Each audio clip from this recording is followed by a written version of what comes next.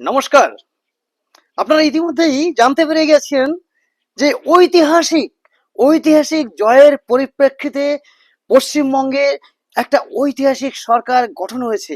হ্যাঁ, সেই নতুন ক্যাবিনেট ক্যাবিনেটে ক্যাবিনেটের যে আমাদের যে নতুন সরকারের মুখ্যমন্ত্রী মাননীয় মাননীয় শুভেন্দু অধিকারী মহাশয়ের হাত ধরে একের পর এক একের পর এক মাস্টার স্ট্রোক একের পর এক মাস্টার স্ট্রোক ছক্কা হাঁকিয়ে তুলেছেন। হ্যাঁ, আমি একের পর এক সংক্ষেপে বলে যাচ্ছি সেই ছক্কা, সেই মাস্টার স্ট্রোকের কথা। শহীদ বিজেপি কর্মীদের পরিবারের দায়িত্ব নিল এই সরকার। হ্যাঁ, ভাবা যায় একটা রাজনৈতিক দল করতে গিয়ে যারা প্রাণ দিয়েছেন, মারা গেছেন, শুধুমাত্র ভারতীয় জনতা পার্টিকে ভালোবাসতে গিয়ে যারা প্রাণ দিয়েছেন, তাদের জন্য ক্যাবিনেট সহৃদয় মনোভাব দেখিয়েছে, তাদের পরিবারের দায়িত্ব নিয়েছে। সীমান্তে কাঁটাতারের জন্য ৪৫ দিনের মধ্যে বিএসএফ কে জমি। হ্যাঁ, এটা পশ্চিমবঙ্গ সরকারের একটা গুরুত্বপূর্ণ সিদ্ধান্ত ছিল। কেন জানেন? এটা শুধু আমাদের রাজ্যের একটা নির্দিষ্ট জায়গার একটা সাধারণ কাঁটাতারের বেড়া নয়।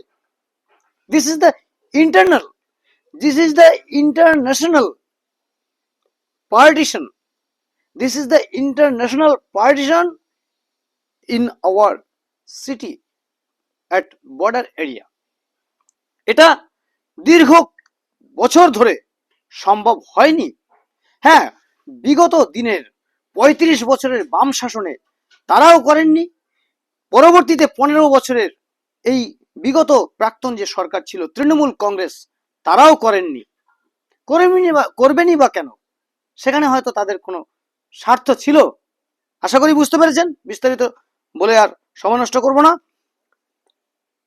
এর পরবর্তী যে ছক্কা, মাস্টার স্ট্রোক, আজ থেকে আয়ুষ্মান ভারত প্রকল্পে যুক্ত বাংলা।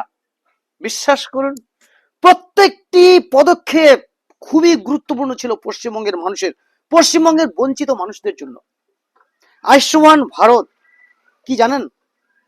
হ্যাঁ, ৫ লক্ষ টাকা করে প্রতিটি নাগরিক তাদের স্বাস্থ্যের জন্য, তাদের শরীর খারাপ হলে ডাক্তার দেখানোর জন্য ভারতবর্ষের যে কোনো জায়গায় তিনি চিকিৎসা করাতে পারবেন।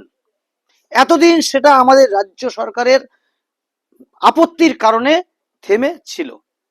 হ্যাঁ, থেমেছিল। স্বাস্থ্যসাথী প্রকল্পের মাধ্যমে দেওয়া হতো স্বাস্থ্য পরিষেবা সরকারের তরফ থেকে, কিন্তু সেটা ছিল আমাদের পশ্চিমবঙ্গের মধ্যে।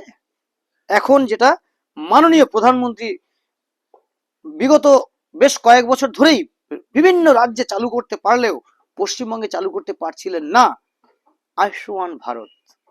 প্রত্যেকটি ভারতবাসী যেমন এই পরিষেবা পাবে, আমরা পশ্চিমবঙ্গবাসীও এই পরিষেবা পাবো।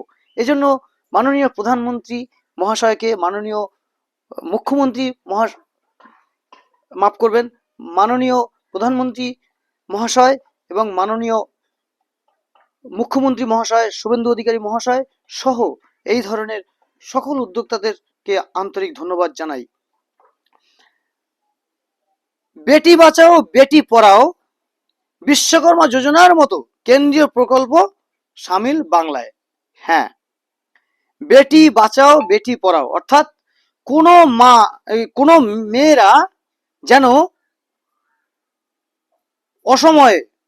অসময়ে কোনো পরিস্ফুটিত ফুল ঝরে না যায়। আমার বাংলার, আমার দেশের যেরকম নারী শক্তি এগিয়ে চলেছে, তেমনি আমার বাংলার নারী শক্তি এগিয়ে চলবে।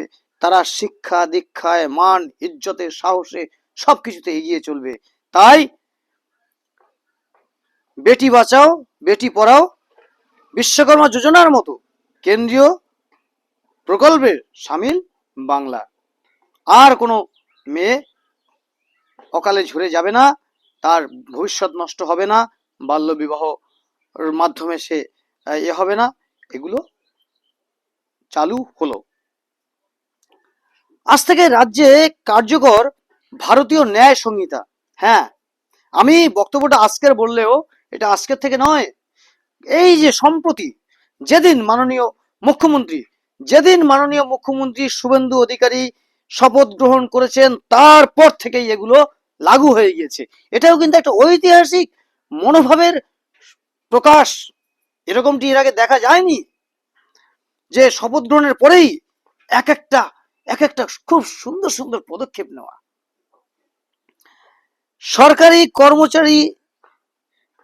সরকারি চাকরি প্রার্থীদের আবেদনের সময়সীমা 5 বছর বাড়লো।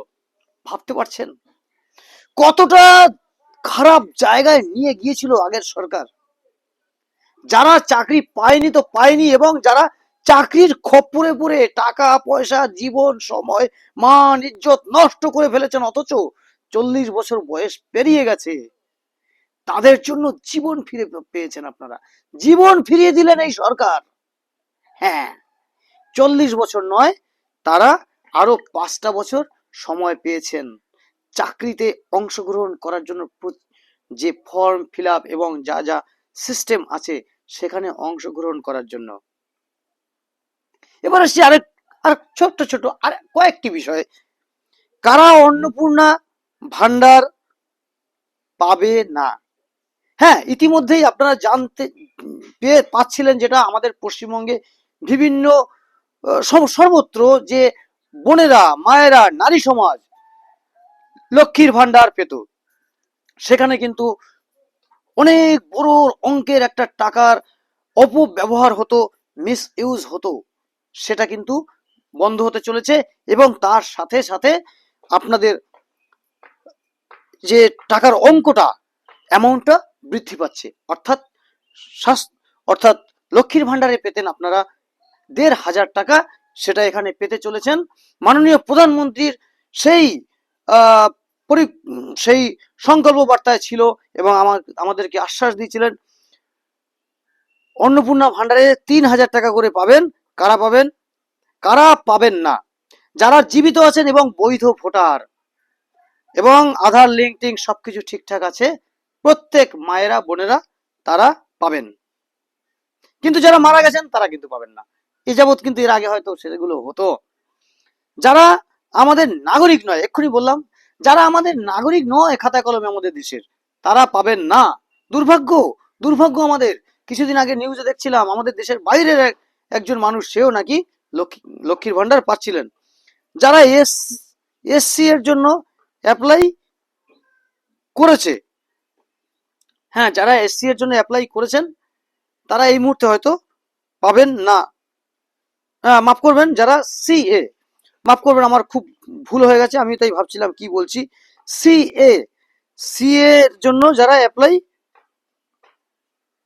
করেছে, অর্থাৎ সিএ তে অ্যাপ্লাই করা মানে হচ্ছে গিয়ে আপনি তো বহিরাগত, আপনি তো দেশের বাইরের একজন মানুষ, ভারতে থাকতে চাইছেন, তো আপনার কাগজপত্রগুলো খতিয়ে দেখা হবে, আপনি কি উদ্দেশ্যে ভারতে থাকতে চাইছেন, কেন আসতে চাইছেন, কি কারণে, সেগুলো না দেখে তো একটা দেশের নাগরিকত্ব দেওয়া যায় না।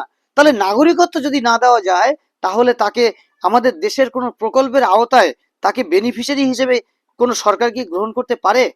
এই কারণে যারা সিএ এর জন্য অ্যাপ্লাই করছেন, এই মুহূর্তে করেছেন, তারা এক্ষুনি পাবেন না। অ্যাপ্রুভ হয়ে গেলে রেজাল্ট অনুযায়ী আপনারটা ঘোষণা হবে।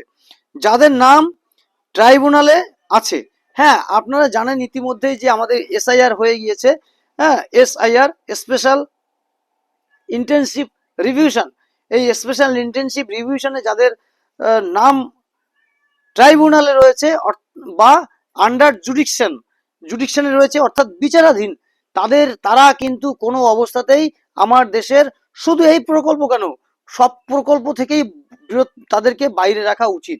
কারণ তারা আমার দেশের সুষ্ঠু এবং স্বাভাবিক নাগরিক কিনা এখনো সন্দেহের মধ্যে আছে। যাই হোক, আজকের এই নতুন সরকারের বেশ কয়েকটি ঐতিহাসিক ঘোষণা জানিয়ে দিলাম। আরো বেশ কয়েকটা আছে, অনেকগুলো আছে, আমি পরপর করে বলবো। যেমন অবৈধ নির্মাণের দিকে কড়া বার্তা রেখেছেন, যে কোনো অবৈধ নির্মাণ করা চলবে না। তারপরে বার্তা রেখেছেন 10টা থেকে সকাল 6টা পর্যন্ত কোনো মাইক বাজানো যাবে না।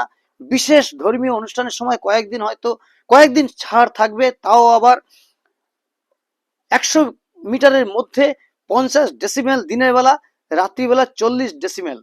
এটাই আমি খুবই গর্বিত, আনন্দিত।